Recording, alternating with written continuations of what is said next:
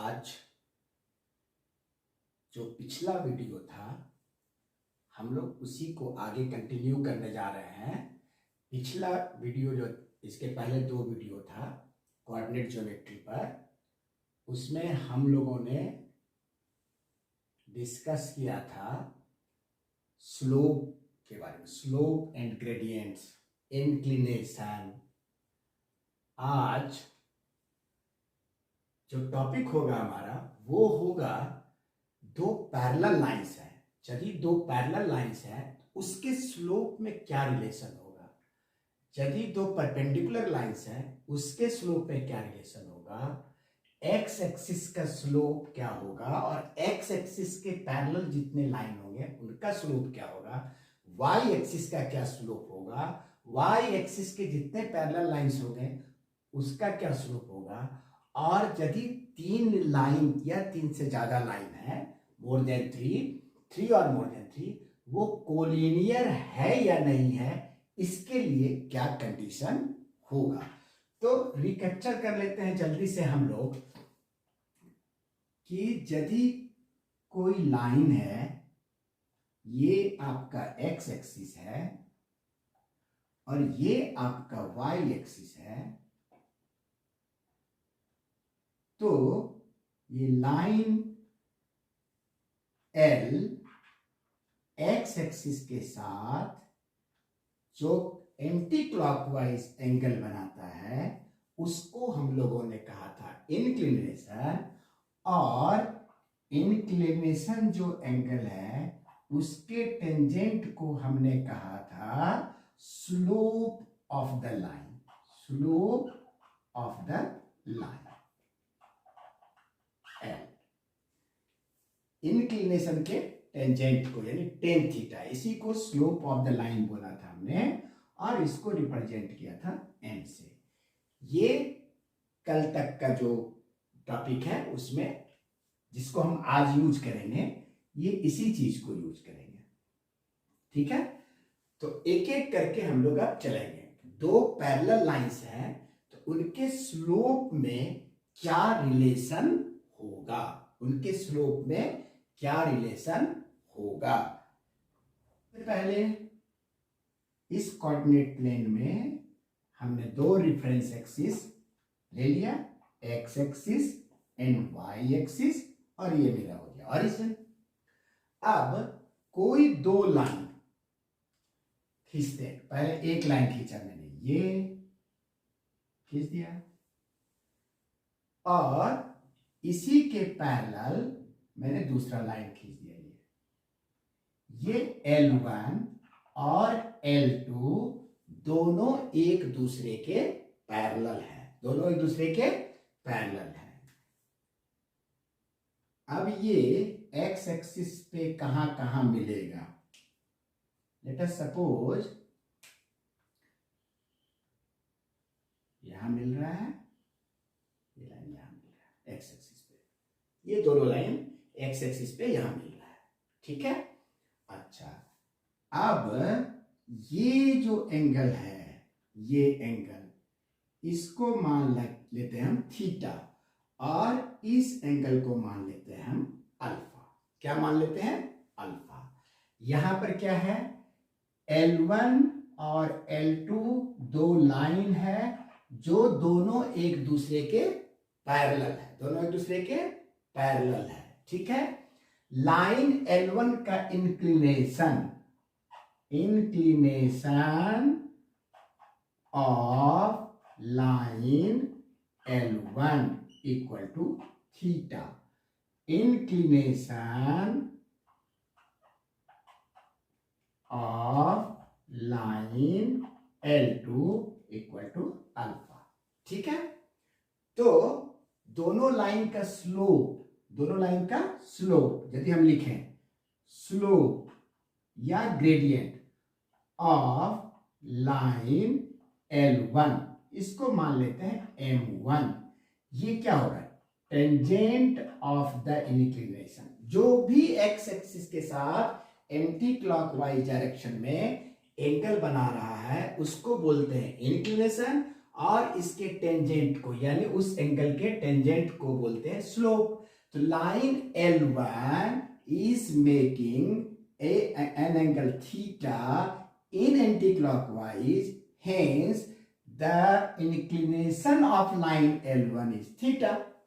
ठीक है, अब उसी तरह से दूसरा लाइन जो L2 है हमारा, वो एक्स एक्सिस के साथ एंटी क्लॉकवाइज डायरेक्शन में अल्फा एंगल बना रहा है, तो इसका इंक्लिनेशन है अल्फा।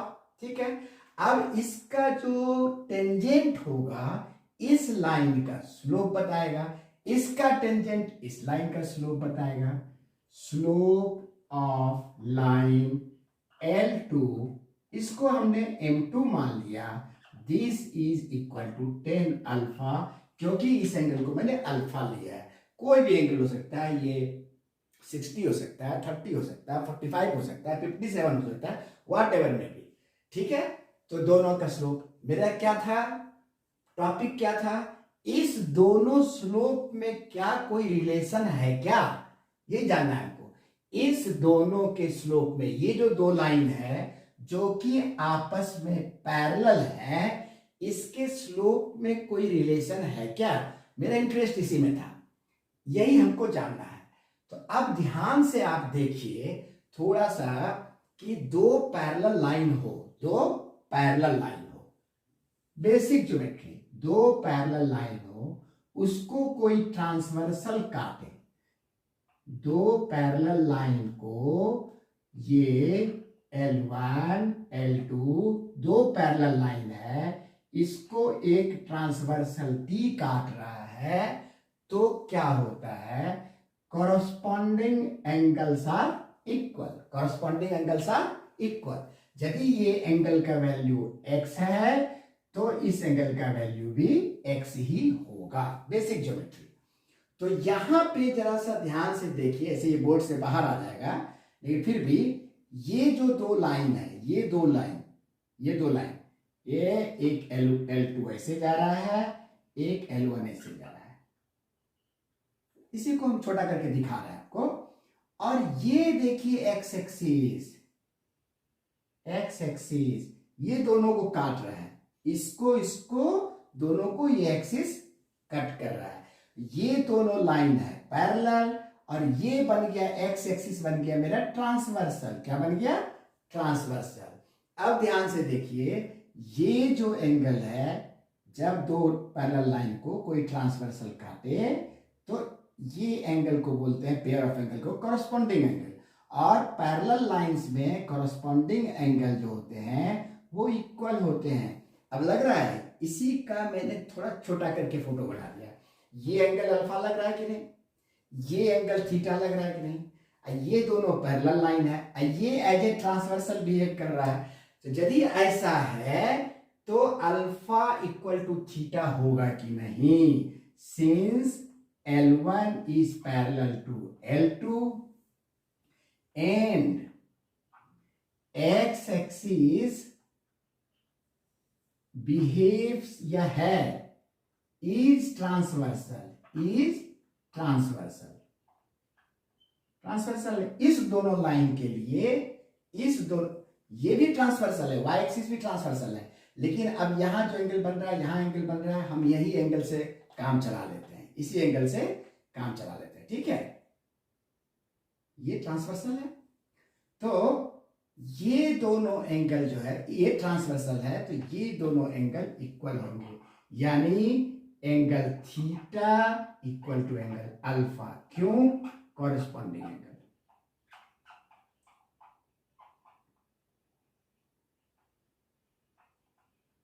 हो गया, pair of corresponding angle, theta equal to alpha. अब इसका मतलब क्या हुआ, दोनों तरफ 10 लगा देते हैं, तो 10 theta must be equal to 10 alpha. जब दो एंगल आपस में इक्वल है तो उसका टेंजेंट भी इक्वल ही होगा। इसका मतलब क्या हुआ कि 10 थीटा किसको बोलेंगे, स्लोप ऑफ लाइन L1, और 10 अल्फा बोलेंगे स्लोप ऑफ लाइन L2। मतलब यदि दो लाइन पैरेलल हो, कंक्लूजन क्या निकला, if two lines are parallel in a plane then slope of both the lines are equal. This is final conclusion. यदि दो लाइन पैरेलल हैं, उनके स्लोप भी इक्वल होंगे, ठीक है। तो parallel lines have equal slope, यही कंक्लूजन है, यही रिलेशन है कि दो लाइन यदि पैरेलल है तो उनके स्लोप भी इक्वल होंगे। कंक्लूजन मेरा ये आया, parallel lines have equal slope, यानी दोनों लाइन के स्लोप इक्वल होंगे। यदि हमको लेट अस सपोज इस L1 का स्लोप हमको पता हो, कुछ भी ले लीजिए, लेट अस सपोज इसका स्लोप 3/2, इसका स्लोप 2/3 है, इसका स्लोप कितना है, 2/3 है। तो इसका स्लोप L2 का भी स्लोप 2/3 ही होगा, क्योंकि ये दोनों लाइन पैरेलल हैं, पैरेलल लाइन के स्लोप इक्वल होते हैं, ठीक है।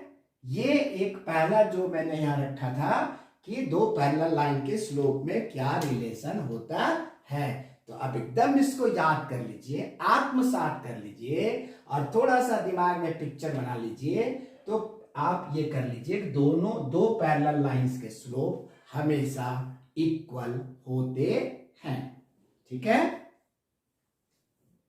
Now what about two perpendicular lines, उसके स्लोप में क्या रिलेशन होता है, बनाइए। प्लेन में एक्स एक्सिस बनाइए, वाई एक्सिस बनाइए, ठीक है। एक लाइन मैंने से ले लिया, इसको नाम दे दिया L1। अब इस लाइन के परपेंडिकुलर एक लाइन खींच दिया, इस लाइन के परपेंडिकुलर एक लाइन खींच दिया, इसको हमने नाम दे दिया L2। यानी यहां पे मैंने परपेंडिकुलर ये खींचा है, यानी ये एंगल हमने 90 डिग्री बनाया, इस लाइन को खींचने के बाद इसको 90 डिग्री बनाया है। अब दोनों लाइन के स्लोप में क्या रिलेशन होगा, if two lines are perpendicular to each other, then what will be the relation between the slope of this line and this line? ये रिलेशन निकालना है, दूसरा टॉपिक जो था हमारा। चलिए, तो सबसे पहले देखिए इसका स्लोप देखिए, ये ऐसे करके ये लाइन एक्स एक्सिस के साथ above the x axis anti clockwise में let us suppose theta angle बना रहा है, ठीक है। और ये लाइन L2 एक्स एक्सिस के साथ एंटी क्लॉकवाइज डायरेक्शन में above the x axis alpha angle बना रहा है, ठीक है। तो इस लाइन का इंक्लिनेशन थीटा, इस लाइन का इंक्लिनेशन अल्फा। इंक्लिनेशन हमेशा एंगल का वैल्यू होता है और स्लोप जो है एंगल का टेंजेंट होता है, दोनों में फर्क समझिए। अब हमको यदि हम कहें कि slope of line L1 which is equal to let us suppose M1 equal to क्या हो गया, इस लाइन L1 के इंक्लिनेशन का टेंजेंट टेन थीटा, ओके। उसी तरह से मेरा ऑब्जर्वेशन ये है, slope of the line L2, let us suppose it is denoted by M2 equal to tangent of the inclination of the line, that is tan alpha, ठीक है। Anti clockwise angle जो है इंक्लिनेशन एंटी क्लॉकवाइज में positive लेते हैं, इसलिए इसको positive लिया हमने, tan अल्फा लिखा, ठीक है। अच्छा, अब पहले इस एंगल में क्या रिलेशन है, जैसे वहां मैंने जब दो पैरेलल लाइन था तो दोनों एंगल इक्वल हुए थे क्योंकि दोनों कॉरस्पॉन्डिंग एंगल था। अब यहां भी यदि हमको स्लोप में रिलेशन निकालना है, किसमें रिलेशन निकालना है, स्लोप में, तो हमको अल्फा और थीटा में रिलेशन जब मिलेगा तभी तो टेन अल्फा और टेन थीटा में रिलेशन मिलेगा। क्वाइट ऑब्वियस, अल्फा और थीटा में रिलेशन मिल जाए तो टेन अल्फा और टेन थीटा में रिलेशन मिल जाएगा, और हमको स्लोप का ही रिलेशन निकालना है इस दो लाइन का। ठीक है, तो अल्फा और थीटा में क्या रिलेशन है पहले उसको खोजते हैं। तो फिर चलिए आप ज्योमेट्री में चलिए, Euclid geometry, not coordinate geometry. Geometry में जब जाते हैं आप तो देखिए ये जो ट्रायंगल है, इस ट्रायंगल को देख रहे हैं आप, ये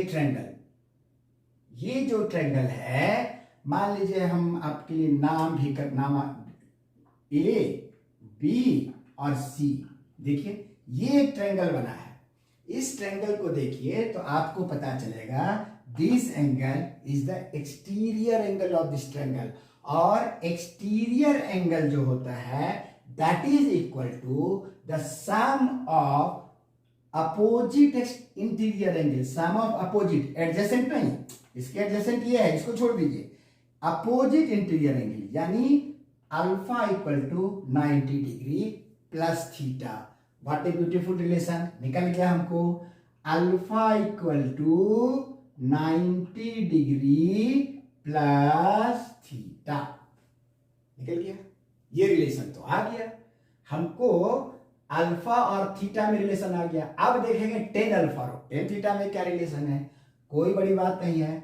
अब यहाँ पे दोनों तरफ टेंजेंट ले लेंगे एंगल का, tan alpha equal to tan 90 degree plus theta. यहां तक कोई दिक्कत नहीं। अब थोड़ा सा यहाँ पे जो है अब भ्रम की स्थिति पैदा हो गई, भाई इधर तो टेन अल्फा हो गया, तो ये m2 है, वेरी गुड, m2 है, टेन अल्फा मिल गया, m2 लिख देंगे इसके बदले में, लेकिन m1 लिखने के लिए हमको चाहिए टेन थीटा। अब वहां टेन 90 डिग्री प्लस थीटा है, तो याद करिए आपने ट्रिग्नोमेट्री पढ़ा होगा, तो ट्रिग्नोमेट्री में क्या है कि tan 90 degree plus any angle equal to होता है minus cot of that angle.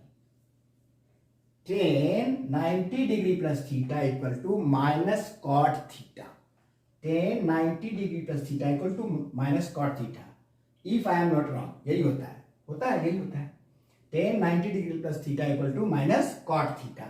तो इसको हम क्या लिख सकते हैं, इसको हम लिख सकते हैं minus cot theta, this implies tan alpha equal to minus cot theta.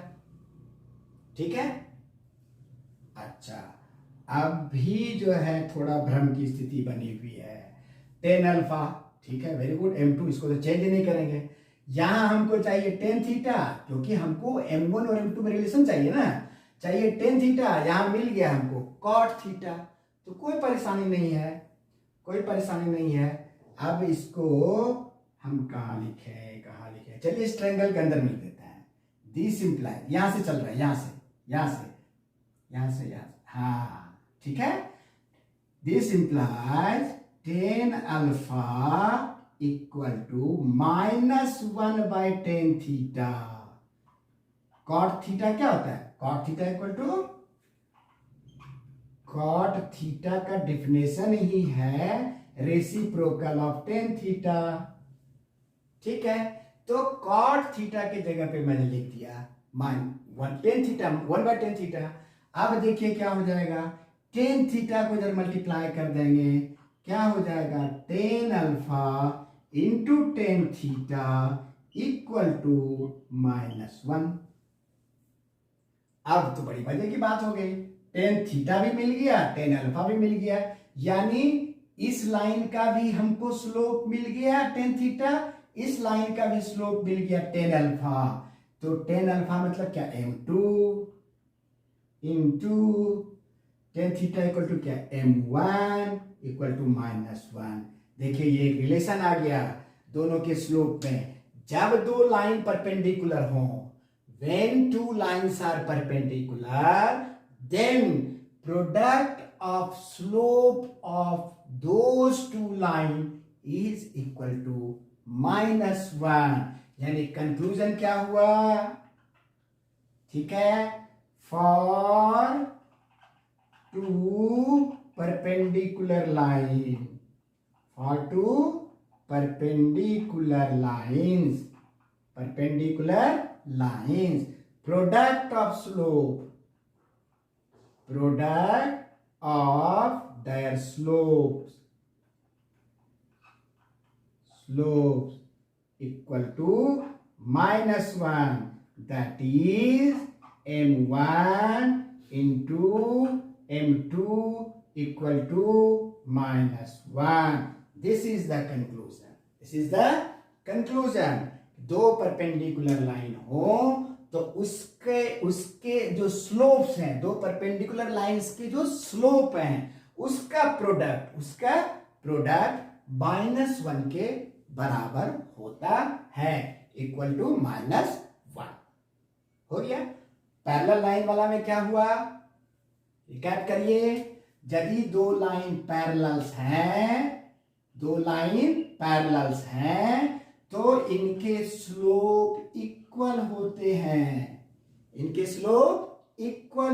हैं, और यदि दो लाइन परपेंडिकुलर हैं, ठीक है, आपस में, तो इनके स्लोप का प्रोडक्ट -1 के बराबर होता है।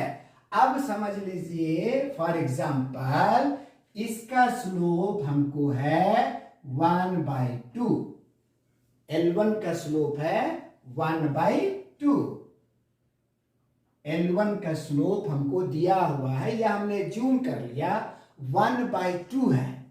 तो अब हम बता सकते हैं कि इसका स्लोप कितना होगा, इसका स्लोप क्या होगा, आराम से बता सकते हैं। कैसे? हम जानते हैं कि ये दोनों लाइन क्या है? परपेंडिकुलर है। दोनों लाइन हमने परपेंडिकुलर ड्रॉ किया है, दोनों लाइन परपेंडिकुलर है, इसका मतलब m1 into m2 equal to -1 होगा। ठीक है, तो m2 इक्वल टू -1/m1 होगा। -1, m1 कितना माना है हमने? 1/2, ये रेसिप्रोकेट कर जाएगा, वैल्यू निकल जाएगा -2। ठीक है, तो दो पैरेलल लाइंस के स्लोप इक्वल होते हैं, दो परपेंडिकुलर लाइंस के स्लोप का प्रोडक्ट -1 होता है। These are the relations of the slope of two parallel lines and two perpendicular lines. बहुत इंपॉर्टेंट है ये, इसको एकदम आराम से याद कर लीजिए। ठीक है, अच्छा,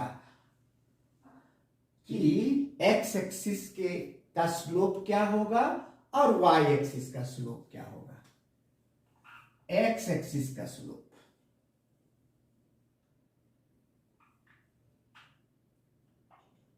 y एक्सिस ऑरिजिन। अब इसका स्लोप निकालना है, विजिबली दिख रहा है कि ये 0 है। कैसे? x एक्सिस का स्लोप निकालना है, मतलब ये एक कार्टेशियन प्लेन में दो एक्सिस है। अब x एक्सिस का स्लोप निकालना है, मतलब क्या? x एक्सिस पे एक लाइन हम बना के देखते हैं, x एक्सिस पे ही एक लाइन हम बना दिए, x एक्सिस पे एक लाइन बना दिए। अब ये लाइन और x एक्सिस सेम लाइन हो गया ना, सेम लाइन हो गया, फिर भी हमने एक बनाया लाइन, बनाया, बोर्ड और पेन है, इसमें हमको पूरी करने की आजादी है। एक्स एक्सिस पे ही एक लाइन मैंने लाल से डाल दिया। तो अब बताइए, एक्स एक्सिस और लाइन एल में कोई डिफरेंस तो है नहीं, दोनों एक दूसरे पे ओवरलैप कर रहा है। आप ये बताइए, इस लाइन और इस लाइन के बीच में एंगल क्या है? एक लाइन ये है और इसी के ऊपर दूसरा लाइन है, यहीं से ऑरिजिनेट हुआ, इसी के ऊपर दूसरा लाइन है। अब इस दोनों लाइन के बीच का एंगल क्या है? 0। तो जब दोनों लाइन के बीच का एंगल 0 है, यानी जो ये एल लाइन है जो एक्स एक्सिस पे ही है, दोनों के बीच का एंगल है 0, इंक्लिनेशन है 0, means theta equal to 0। Line L का एक्स एक्सिस के साथ इंक्लिनेशन क्या है, 0, तो थीटा इक्वल टू 0 और स्लोप होता है m1 equal to tan theta, तो 0 डिग्री इक्वल टू 0। बात समझ में आ गई। एक्स एक्सिस का स्लोप निकालना है आपको, किसका, एक्स एक्सिस का। क्या करेंगे, एक्स एक्सिस पे एक छोटा सा लाइन ड्रॉ कर दिए एक्स एक्सिस पर ही। अब एक्स एक्सिस और इस एल लाइन के बीच में एंगल क्या बन रहा है, 0। एंगल कैसे बनता है, जब एक रे ऐसे है, ये रोटेट करे।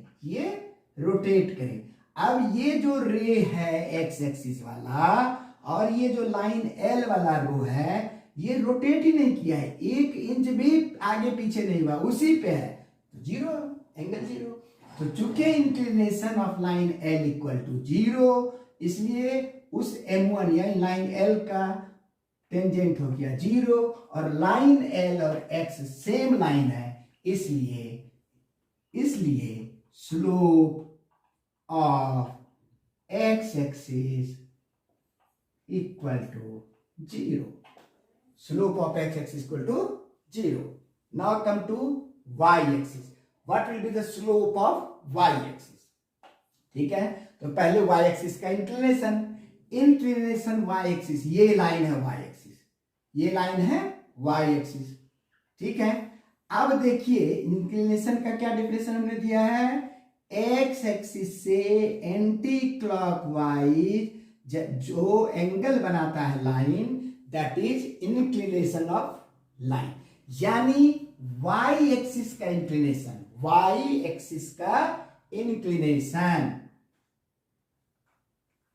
इंक्लिनेशन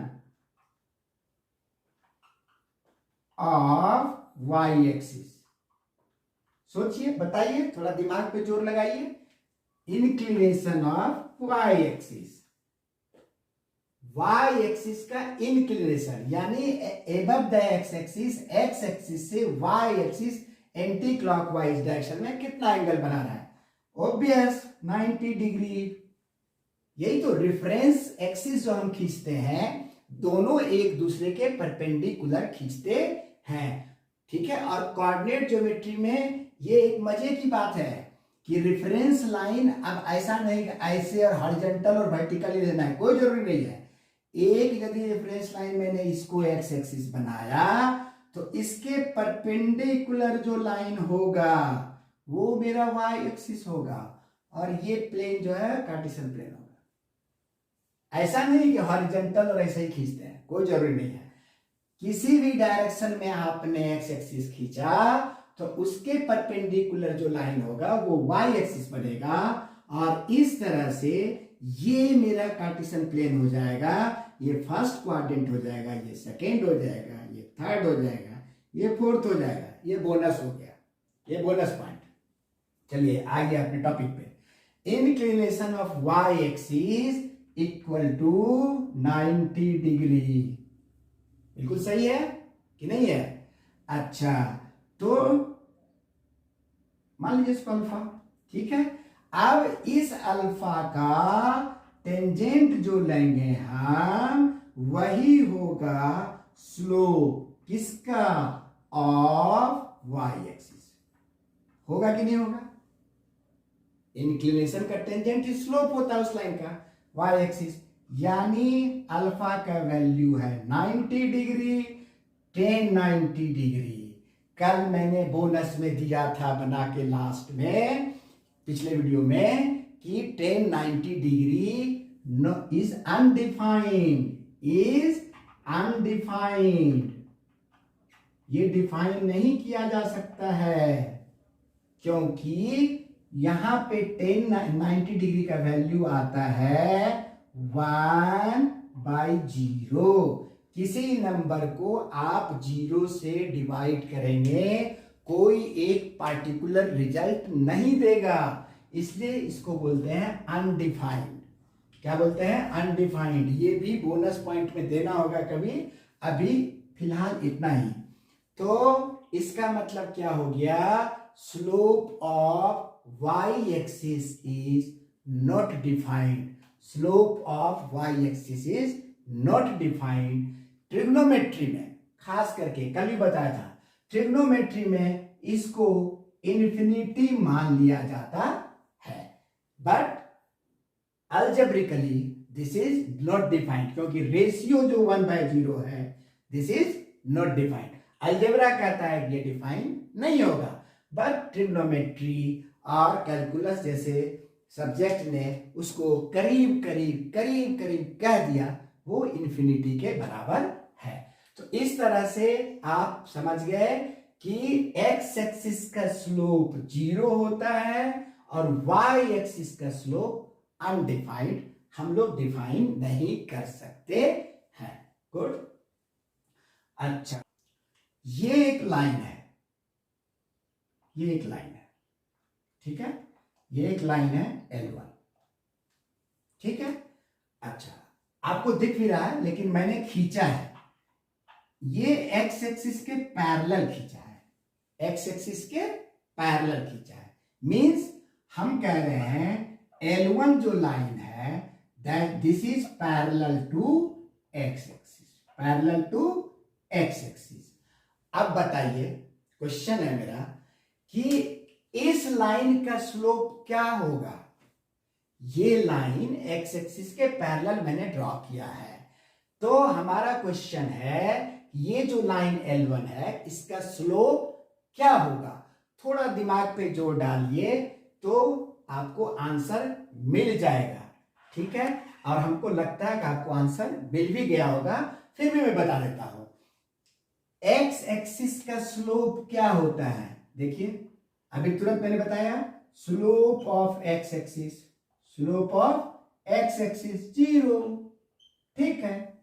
एक्स एक्सिस का स्लोप 0, तो भैया इसके पैरेलल जब ये लाइन है, इसके पैरेलल जब ये लाइन है, ये स्लोप ऑफ एक्सिस, इसको यदि मैं मान लूं M1, तो इसके पैरेलल जो लाइन है इसका स्लोप मान लूं M2, तो अभी मैंने बताया है दो पैरेलल लाइन के स्लोप इक्वल होते हैं, slopes of two parallel lines are equal.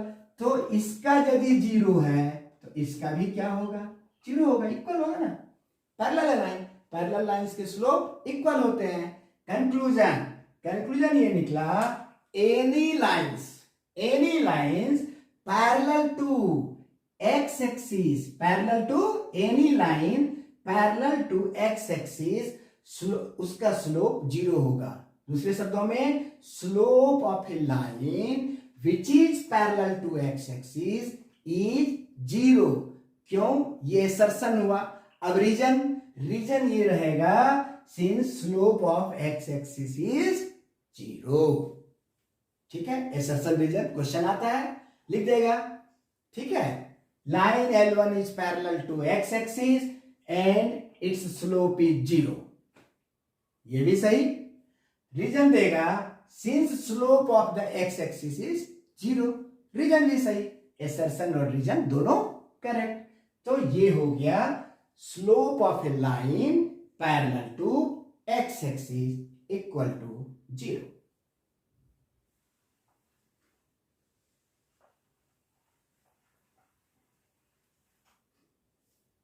Next, कोई लाइन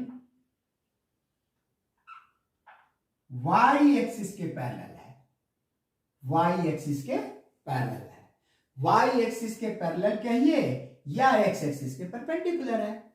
y एक्सिस के पैरेलल है तो y एक्सिस क्या है, 90 डिग्री, इसको बढ़ाइए, कॉरस्पोंडेंट एंगल 90 डिग्री, कॉरस्पोंडिंग एंगल हो गया। तो कोई लाइन जो y एक्सिस के पैरेलल है या x एक्सिस के परपेंडिकुलर है, उसका स्लोप क्या होगा, उसका स्लोप क्या होगा। यानी मेरा क्वेश्चन है आपसे, स्लोप ऑफ L1, ठीक है, which is parallel to y axis. और कंफ्यूज मत करिएगा, जो y एक्सिस के पैरेलल होगा वो x एक्सिस के परपेंडिकुलर भी होगा। ये पैरेलल का साइन है, ये परपेंडिकुलर का साइन है। अब इस लाइन का स्लोप आपको बताना है, ठीक है। तो आप सोचिए 2 सेकेंड 3 सेकेंड सोचिए। सोच के यदि आपने अपना आंसर तय कर लिया है तो आप उसको अब कंफर्म करिए। यहां से हमने कहा कि y एक्सिस का स्लोप, y एक्सिस का स्लोप ऑफ y एक्सिस कहा मैंने, क्या होता है भाई, अनडिफाइंड y एक्सिस का स्लोप क्या होता है, अनडिफाइंड। क्लियर। अच्छा ये L1 लाइन जो है y एक्सिस के पैरेलल है, L1 लाइन y एक्सिस के पैरेलल है, तो slope of L1 equal to slope of y axis. जब दो पैरेलल लाइन होते हैं उसके स्लोप क्या होते हैं, इक्वल होते हैं। तो slope of L1 is equal to slope of y axis, because मैंने इस दोनों को, इस लाइन को इसके पैरेलल खींचा है। तो y एक्सिस का स्लोप अनडिफाइंड, तो L1 का स्लोप भी क्या, अनडिफाइंड। कंक्लूजन कि यदि कोई लाइन y एक्सिस के पैरेलल है, if any line is parallel to y axis, then the slope of that line is undefined, assertion, reason क्या हुआ, because slope of the y axis is also undefined। ठीक है, बात समझ गए। तो ये हो गया x एक्सिस के पैरेलल और y एक्सिस के पैरेलल लाइंस का स्लोप। तो हमने पैरेलल लाइंस के स्लोप का रिलेशन देख लिया, परपेंडिकुलर लाइन के स्लोप में रिलेशन देख लिया, x एक्सिस का स्लोप और एक्सिस के पैरेलल लाइन का स्लोप, y एक्सिस का स्लोप, y एक्सिस के पैरेलल लाइन का स्लोप, इतना देख लिया। चौथा एक टॉपिक था जो बड़ा इंपॉर्टेंट था, collinearity of points, condition for collinearity of points, condition for collinearity of points, यानी पॉइंट्स का कोलिनियर मतलब यदि more than 2 points lies on a single line, जैसे ये एक लाइन है, इस पे मान लीजिए एक पॉइंट है A और दूसरा पॉइंट है B, दो पॉइंट हमेशा कोलिनियर होगा। क्यों होगा, किसी भी दो पॉइंट से होके एक यूनिक लाइन खींचा जा सकता है, ये यूक्लिड ज्योमेट्री कहता है। ठीक है, किसी भी दो पॉइंट से होके एक यूनिक लाइन खींचा जा सकता है, ये यूक्लिड ज्योमेट्री कहता है। यूक्लिड ज्योमेट्री से घबराइए मत। यूक्लिड ज्योमेट्री मतलब जिसमें आपने lines, angles, triangles, congruency, similarity, circle पढ़ा है, सब यूक्लिड ज्योमेट्री है। ठीक है, तो यूक्लिड ज्योमेट्री कहता है कि दो डिफरेंट पॉइंट से होके एक यूनिक लाइन खींचा जा सकता है। ठीक है, लेकिन कोई जरूरी नहीं है कि 3 डिफरेंट पॉइंट हो। मान लीजिए पॉइंट सी है तो तीनों से होके एक लाइन खींचा जाएगा, जरूरी नहीं है। देखिए ये एक लाइन कहां होगा, ये ऐसे आ गया, एक लाइन सेगमेंट ये, दूसरा लाइन सेगमेंट ये, यानी 3 पॉइंट से होके 2 लाइन सेगमेंट बन गए। तो कोलिनियरिटी का मतलब है कि यदि इसी लाइन पे पॉइंट सी हो जाए, इसी लाइन पे जो ए बी लाइन था उसी लाइन पे पॉइंट सी हो जाए, तो हम कहेंगे point A B and C are collinear, एक ही लाइन पे है, एक ही लाइन पे है। ठीक है, तो उसी तरह से मान लीजिए यहां एक पॉइंट सी है, एक पॉइंट सी है। ठीक है, यहां तो दिख रहा है कोलिनियर है, लेकिन कोलिनियर है या नहीं है यहां दिख रहा है, लेकिन मान लीजिए कि अब कोऑर्डिनेट ज्योमेट्री में क्या कहेगा, इसका कोऑर्डिनेट दे देगा, इसका कोऑर्डिनेट दे देगा, इसका कोऑर्डिनेट दे देगा 3 पॉइंट का, और बोलेगा कि बताइए, शो करिए कि तीनों कोलिनियर है। यूक्लिड में तो बड़ा अच्छा तरीका है, यदि ये तीनों कोलिनियर है तो ये जो एंगल बन रहा है, यदि हम प्रूफ कर दें ये 180 डिग्री है, इसका मतलब ये तीनों कोलिनियर है। ठीक है, लेकिन हम कोऑर्डिनेट पे चलते हैं। कोऑर्डिनेट में यदि 3 पॉइंट दिया हुआ है, 3 पॉइंट दिया हुआ है और तीनों पॉइंट्स के कोऑर्डिनेट दिए हुए हैं, तीनों पॉइंट्स के कोऑर्डिनेट दिए हुए हैं, तो तीनों पॉइंट्स के कोऑर्डिनेट दिए हुए हैं, तो हम कैसे शो करेंगे कि ये तीनों पॉइंट्स कोलिनियर हैं, तीनों पॉइंट्स कोलिनियर हैं। तो कंडीशन देखिए, कंडीशन पहले जान लीजिए, फिर एग्जांपल से हम शो करेंगे। ये यदि तीनों पॉइंट लेट मान लेते हैं ए सी एंड बी आर कोलिनियर, तीनों पॉइंट्स क्या है, कोलिनियर है। ठीक है, मान लिया हमने, लेट मान लिया। तो अब ये बताइए कि ये जो ए से सी तक का लाइन जा रहा है, ठीक है, इसका स्लोप, और ये कंटिन्यू है, ये लाइन सी से बी तक जो जा रहा है, इसका स्लोप, या ए से सी तक जो पूरा लाइन है, इसका स्लोप। एक ही लाइन है ना, एक ही लाइन का ये पार्ट है ना, एक लाइन का ये पार्ट है, उसी होल लाइन का ये भी पार्ट है, ये होल लाइन। तो क्या आपको नहीं लगता है कि slope of AC, slope of AC must be equal to slope of CB must be equal to slope of AB। एक ही लाइन है, मैंने मान लिया है A, C and B are collinear, यानी एक ही लाइन पे ये तीनों पॉइंट है। मतलब क्या है, ये एक ही लाइन है, तो उसका एक टुकड़ा लिए, किसी कोई एक लाइन है, कोई एक लाइन है। यदि इसका स्लोप मान लीजिए 1/2 है, लेट अस सपोज, तो इसका कोई टुकड़ा लेंगे तो उसका भी स्लोप 1/2 ही होगा। पूरे लाइन का स्लोप 1/2 है, किसी रास्ता का स्लोप हम बता रहे हैं 1/2 है, तो उस पूरे रास्ता में जो छोटा सा कोई भी रास्ता का टुकड़ा लेंगे उसका भी स्लोप 1/2 होगा। सेम चीज है, ए बी का मान लीजिए कुछ स्लोप है तो ए सी का भी वही स्लोप होगा। ए बी का कुछ स्लोप है, ए सी उसी का पार्ट है, वही स्लोप होगा। सी बी उसी का पार्ट है, वही स्लोप होगा। तो देखिए ये कंडीशन आ गया, यही कंडीशन आ गया, यदि three points A C B are collinear, that means A, C, B are lying on a same line, then slope of AC equal to slope of CB, ठीक है, equal to slope of whole AB।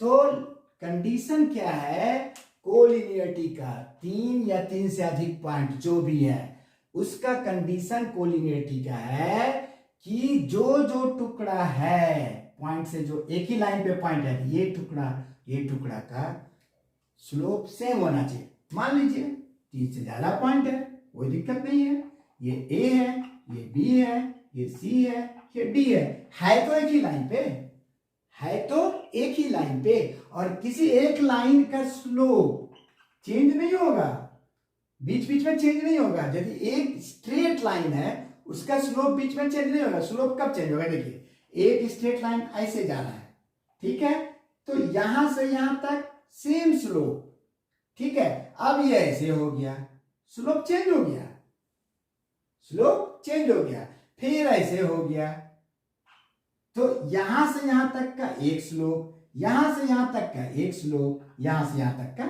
एक slope. अब इसके बीच में कोई point है तो ये जो टुकड़ा बना उसका स्लोप वही होगा जो पूरा लाइन का है। इसके बीच में कोई पॉइंट है तो ये जो टुकड़ा बना उसका स्लोप भी यही होगा जो इस लाइन का है। इसके बीच में कोई पॉइंट है तो उसका स्लोप इसके बीच का स्लोप, ये टुकड़ा का स्लोप वही होगा जो पूरा लाइन का स्लोप है, ठीक है। एक लाइन का स्लोप कांस्टेंट होता है, ठीक है। तो यहां A B C D 4 point है इस लाइन पे।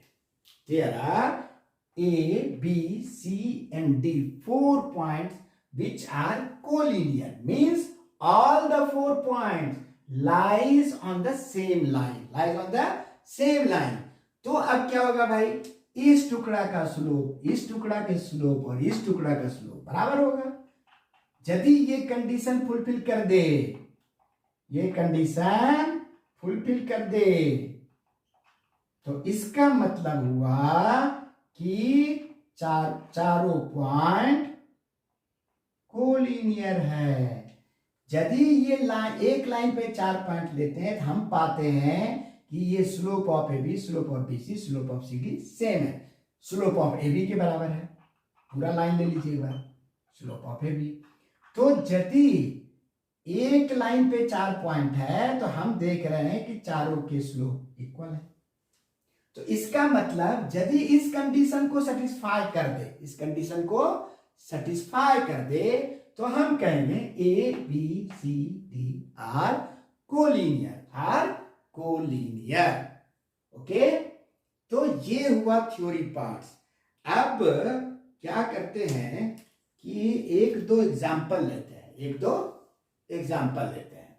तुमने देखा उसको, मैंने ये 4 सवाल लिखे हुए हैं। पहला सवाल है find the slope of the line passing through point this and point this. पहले इसको देखते हैं। यानी एक लाइन है, जो ये लाइन है, ये 2 पॉइंट है ए बी, इससे होके पास कर रहा है लाइन दोनों तरफ, इनफिनाइट लेंथ तक जाएगा, कहीं रुकेगा नहीं लाइन। ये जो पॉइंट देके हम बनाते हैं इसको लाइन सेगमेंट कहते हैं, लाइन का टुकड़ा। तो ये पॉइंट है आपका -2 -3 और ये पॉइंट है 1 2। अब कह रहा है इसका स्लोप निकालिए, इसका स्लोप निकालिए। प्रीवियस वीडियो को याद करिए, थोड़ा सा याद करिए। क्या बताया था मैंने, यदि एक पॉइंट हो x1 y1, दूसरा पॉइंट हो x2 y2 किसी लाइन पे, तो slope of the line is given by y2 minus y1 by x2 minus x1, यही स्लोप था। ठीक है, तो अब देखिए निकालना इस लाइन का स्लोप y2, ये है y कोऑर्डिनेट। इस पॉइंट को हमने x2 y2 माना है, आप किसी को मान सकते हैं, कोई दिक्कत नहीं है। x को x1 y1, इसको x2 y2, जिसको मानना है मानिए। बस खाली ये ध्यान रखिए कि यदि y2 में से y1 माइनस किए हैं, यदि ये y2 है, इसके में से इसको माइनस किए हैं, तो फिर नीचे जो है इसमें से इसको माइनस करिएगा। ठीक है, उल्टा पुल्टा मत कर दीजिएगा। इसका y कोऑर्डिनेट में इसके y कोऑर्डिनेट को माइनस कर दिए, अब पता चला इसके x कोऑर्डिनेट में इसके x कोऑर्डिनेट को माइनस कर दिए, स्लोप हो जाएगा नेगेटिव, जो कि हो जाएगा गलत। ठीक है, तो यहां देखिए y2 कितना है 2, y1 कितना है -3, -3। क्लियर? अच्छा, डिवाइडेड बाय x2 कितना है 1 माइनस x1 कितना है -2। यदि कोई लिखने में मिस्टेक होगा तो सुधार सकते हैं आप लोग, मैं सावधानी से लिख रहा हूं। 2 -3 x2 हो गया 1 माइनस x1 है -2, लिख दिया।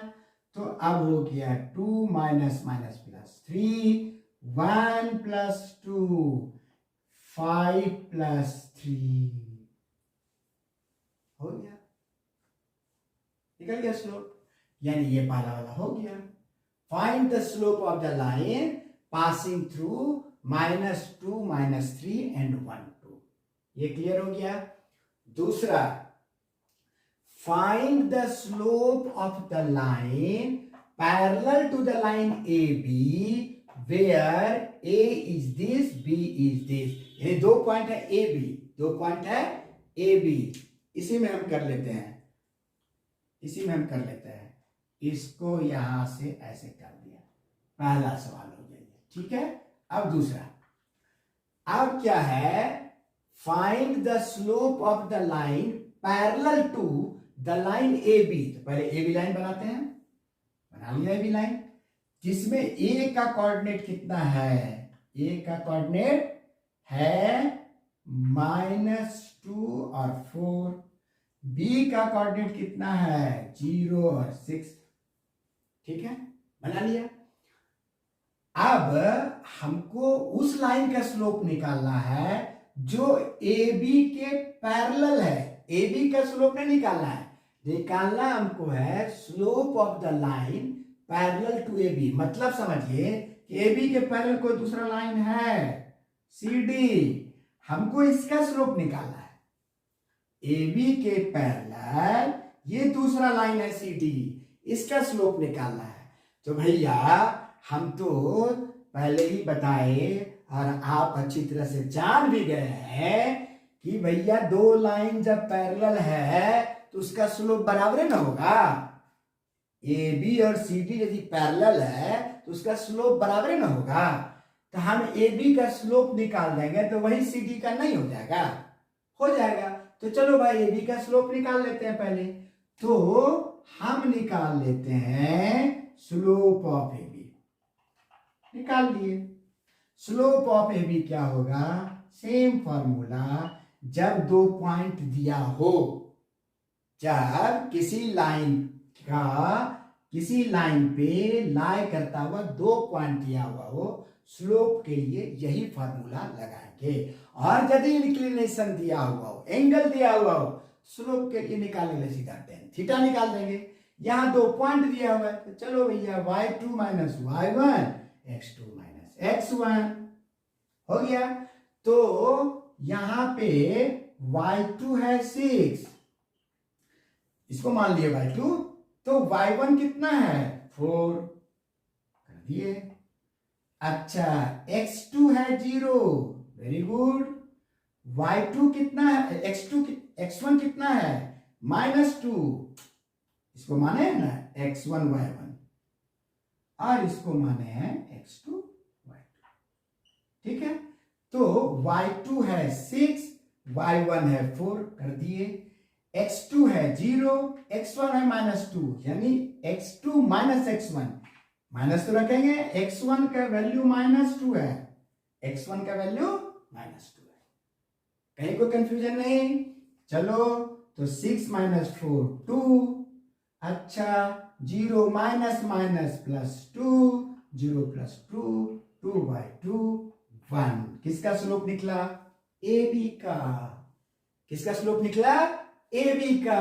अब इसके पैरेलल कोई भी लाइन हो, जैसे यहां मैंने सी डी लिखा है, कोई भी लाइन हो, ऊपर में कुछ हो एम एन, इसके पैरेलल जितना भी लाइन होगा सब का स्लोप ए बी के स्लोप के इक्वल होगा, क्योंकि पैरेलल लाइंस का स्लोप बराबर होता है, पैरेलल लाइन का स्लोप बराबर होता है। तो therefore slope of a line parallel to A B, चूंकि ए बी का 1 है तो उसके पैरेलल जितने भी लाइन होंगे उसका स्लोप 1 होगा। क्लियर है, ठीक है। अब तीसरा, इसको मिटाते हैं, फिर तीसरा क्वेश्चन है find the slope of the line.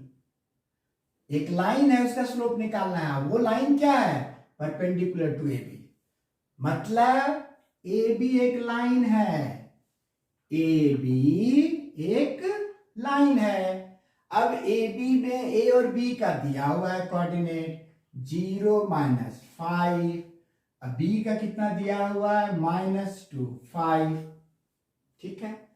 अब कह रहा है कि इस किसका स्लोप निकालना है, इस लाइन का स्लोप नहीं निकालना है, find the slope of the line, एक लाइन है उसका स्लोप निकालिए। वो लाइन क्या है परपेंडिकुलर है, वो लाइन क्या है परपेंडिकुलर है, किस पे ए बी पे ये लाइन मान लेते हैं हम सी डी है, कोई भी हो सकता है, ठीक है। यानी हमको स्लोप निकालना है सी डी का, स्लोप निकालना है सी डी का, क्योंकि बोल रहा है slope of the line perpendicular to A B, A B के परपेंडिकुलर जो लाइन है उसका स्लोप बताओ भैया।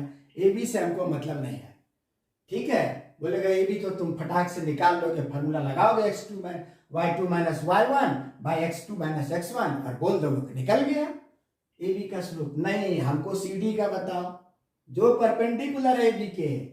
तो अब देखिए क्या कहानी है। कहानी ये है कि जो पहले कहानी हम कह चुके हैं कि जब दो लाइन परपेंडिकुलर हो, जब दो लाइन परपेंडिकुलर हो तो दोनों के स्लोप का प्रोडक्ट होता है -1।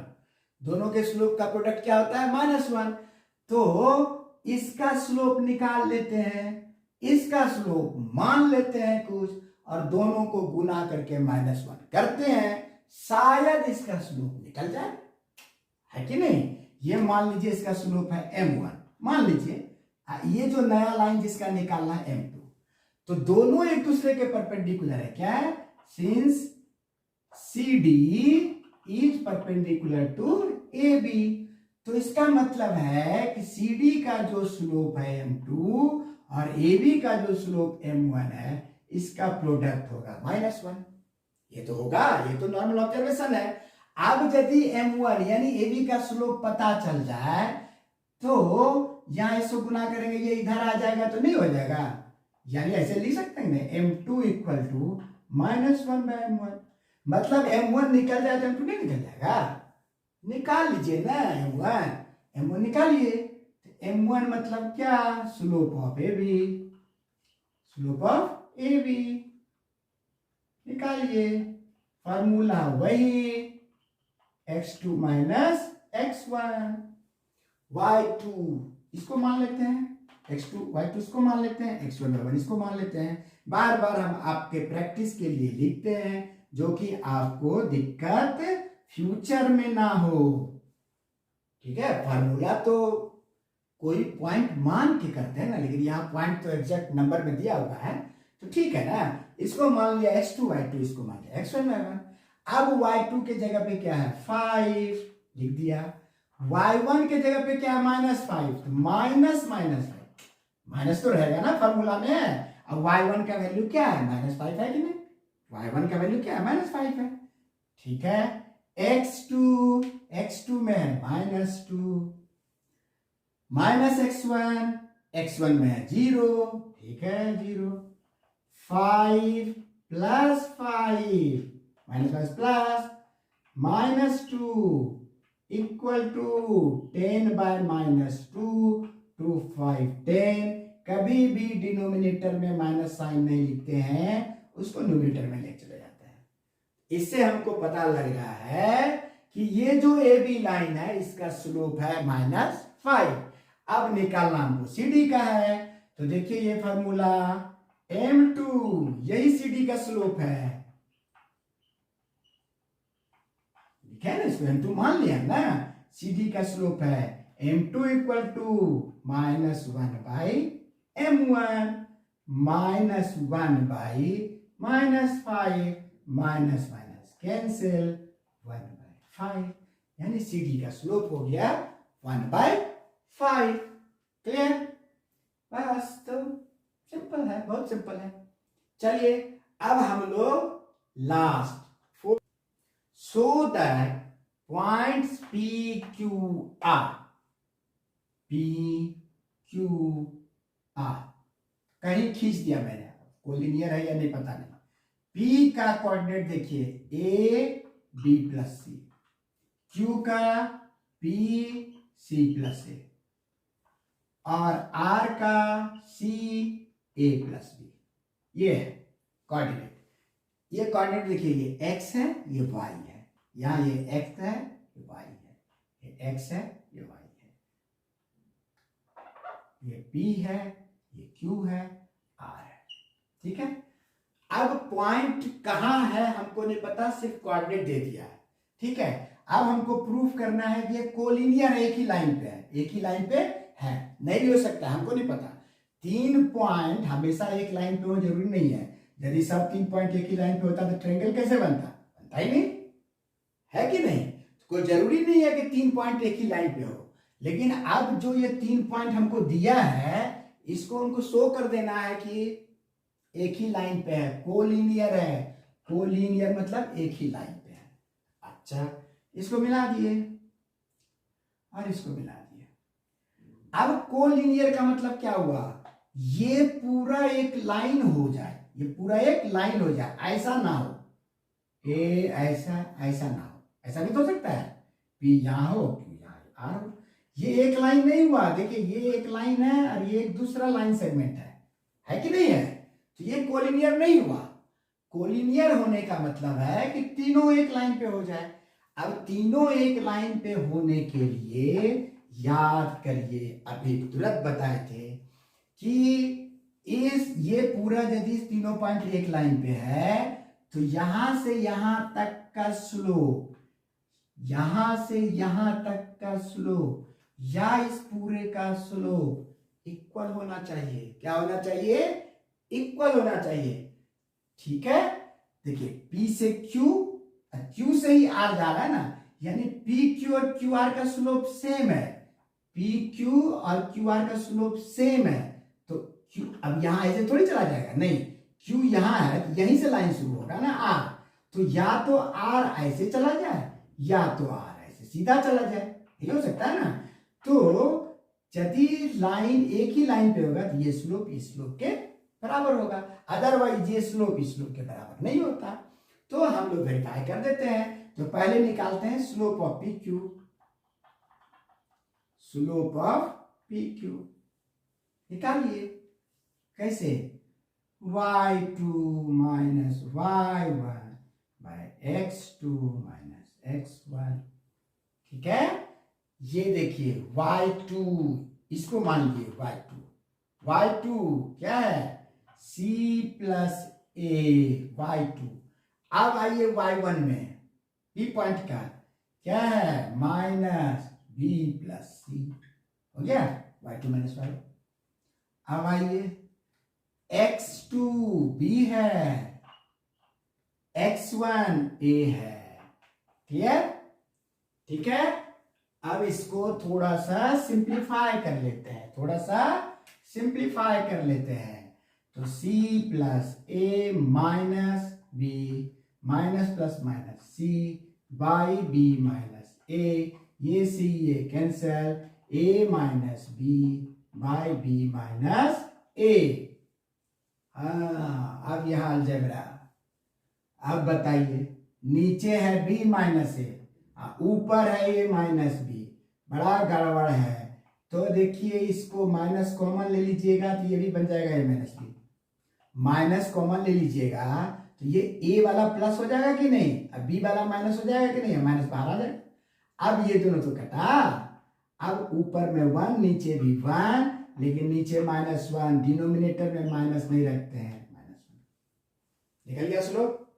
ठीक है भाई, P2 का स्लोप निकाल लिए। हमको क्या शो करना है कि PQ और QR का स्लोप इक्वल हो जाए। जैसे ही इक्वल हो जाएगा ये एक लाइन पे हो जाएगा। चलिए निकालते हैं QR का स्लोप।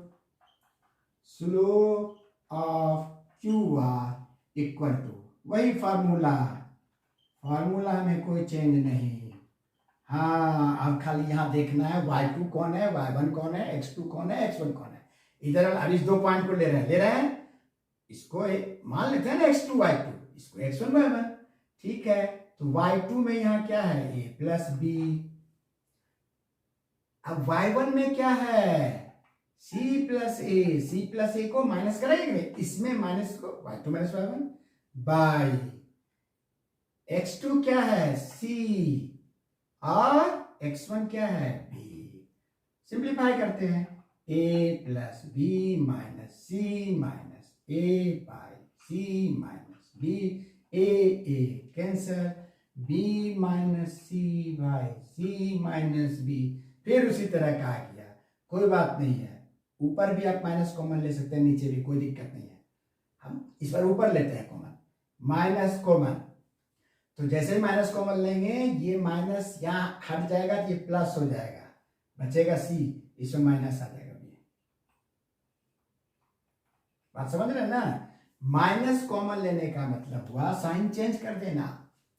या तो माइनस से आप डिवाइड कर दिए तो भी साइन चेंज, या माइनस से मल्टीप्लाई करिए तो भी साइन चेंज। तो यहां देखिए माइनस से हम मल्टीप्लाई कर दिए इसको, तो देखिए अब साइन चेंज हो जाएगा नहीं, इसका माइनस हो जाएगा, इसका प्लस हो जाएगा कि नहीं?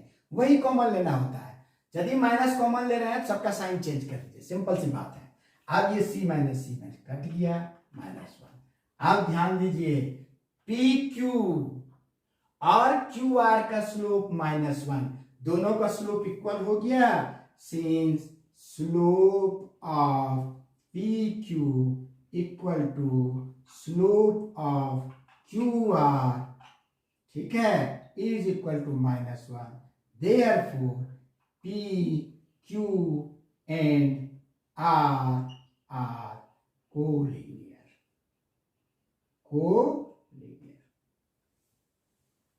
ठीक है। अच्छा, अब इसमें सबसे मजे की बात, बोनस पॉइंट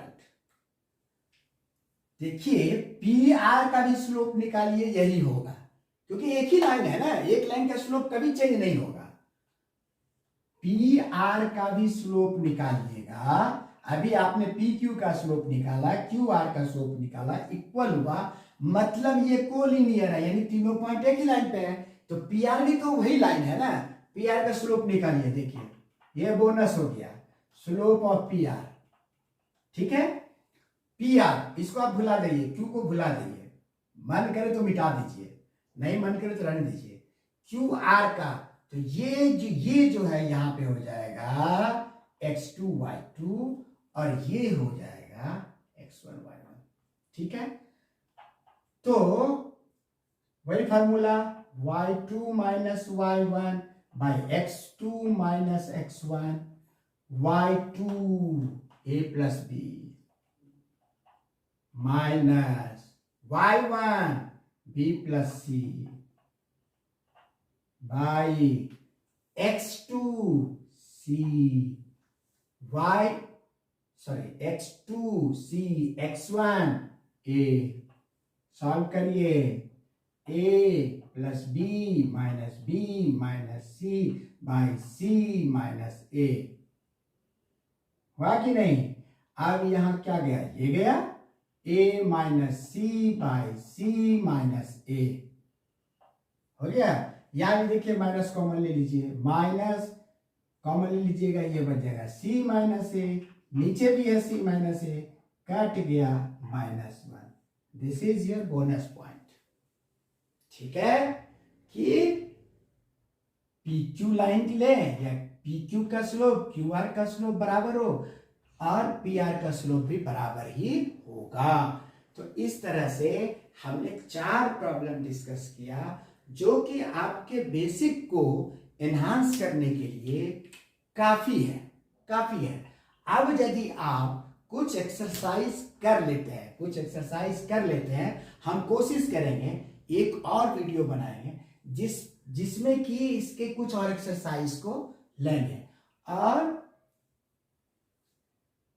आपको और क्लियर करेंगे, आपके मतलब इंफॉर्मेशन को आपके इसको क्लियर करेंगे और जो भी डाउट होगा क्लियर करेंगे। लेकिन थोड़ा आप मेहनत करिए और इसके बाद जो एक्सरसाइज है इस तरह का उसको अपने से बनाइए।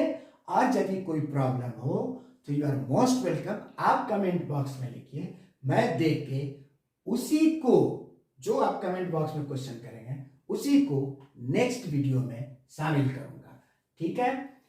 और आपका बहुत बहुत धन्यवाद। पूरा वीडियो देखिए और शेयर करिए, लोगों के बीच में बांटिए। मैंने कल भी कहा था विद्या धन बांटने से बढ़ता है। यदि आप बांटते हैं तो आपका कुछ नहीं घटेगा, लोगों का कल्याण होगा और हमें भी आशीर्वाद मिलेगा। तो हम इसी प्रतीक्षा में हैं कि आप हमें आशीर्वाद दिलाने का काम करिए। धन्यवाद, गुड नाइट।